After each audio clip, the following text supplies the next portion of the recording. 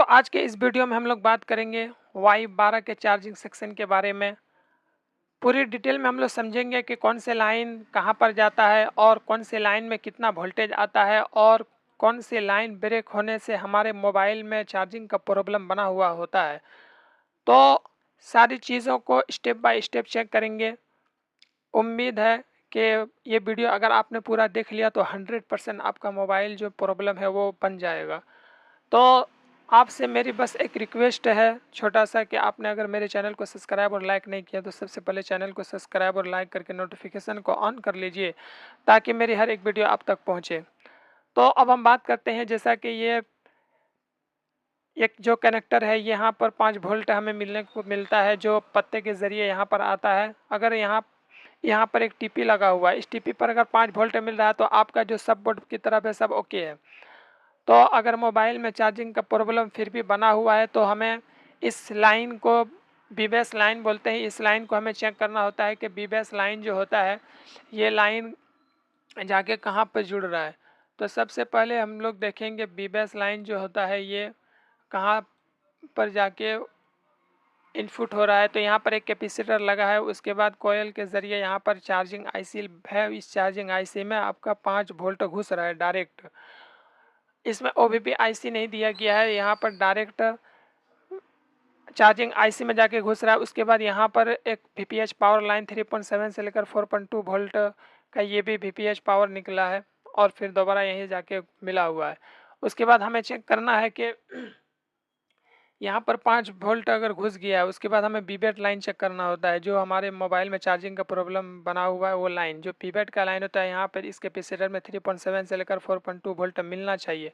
अगर यहाँ पे 5 वोल्ट मिल रहा है और यहाँ पर 3.7 नहीं मिल रहा है तो यहाँ पर चार्जिंग आईसी आपका ख़राब होगा।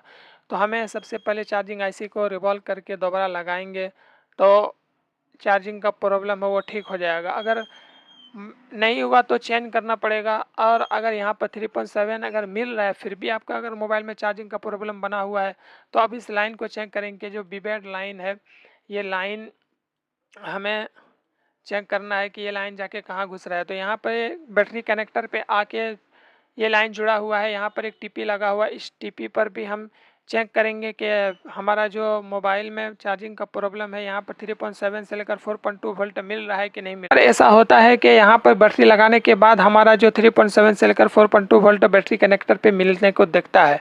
तो बैटरी लगाने के बाद इस टीपी पर हम 3.7 से लेकर 4.2 वोल्ट हमें चेक करना है। अगर यहाँ तक आपका मोबाइल में सब लाइन ओके है फिर भी अगर आपके मोबाइल में प्रॉब्लम बना हुआ है तो हमें एक और लाइन चेक करना होता है जो बैटरी आईडी का लाइन होता है। ये आईडी का लाइन है, ये शील्ड के अंदर एक कोयल है शायद, तो इस लाइन को चेक करना है। यहाँ पर ये आईडी का लाइन कहाँ से आ रहा है ये देखना है हमें। ये आईडी का लाइन जो होता है ये सीपीयू से आ रहा है। तो सीपीयू से जो आईडी का लाइन आ रहा है इस लाइन को हमें चेक करना है और इस लाइन में आपको 1.8 से लेकर 2.8 वोल्ट देखने को मिलेगा। कई बार ख़राब होता है तो नहीं मिलता है तो बैटरी का आईडी का जो लाइन होता है वो ब्रेक होता है। तो हमें उस लाइन पर जो है वो 1.8 से लेकर 2 वोल्ट मिलना चाहिए, यहाँ पर भी मिलना चाहिए और यहाँ पर भी। तो यहाँ पर अगर आपका ठीक है फिर भी आपके मोबाइल में प्रॉब्लम बना हुआ है तो हमें और 2 लाइन है जो ये 2 लाइन है जो डीपी और डीएम से का लाइन है जो सीपीयू से आता है। तो इस लाइन को भी हमें चेक करना काफ़ी ज़्यादा ज़रूरी होता है। तो डीपी और डीएम का लाइन जो होता है वो 1.8 से लेकर 2 वोल्ट तक होता है। तो हमें इन कोयल वगैरह में चेक करना है कि 1.8 से लेकर 2 वोल्ट तक आ रहा है कि नहीं आ रहा है। तो ये डीएम और डीपी का लाइन कहाँ जुड़ा हुआ है ये भी एक बार देख लेते हैं। तो ये लाइन जो है वो डीएम और डीपी का जो लाइन है वो डायरेक्ट जाके इस दोनों टीपी पे जुड़ा हुआ। टीपी पर चेक करना 1.8 से लेकर 2 वोल्ट मिल रहा है कि नहीं मिल रहा है। मुझे उम्मीद है कि इन सब को ट्रेस करने के बाद आपके मोबाइल में 100% आपका जो चार्जिंग का प्रॉब्लम है वो ठीक हो जाए।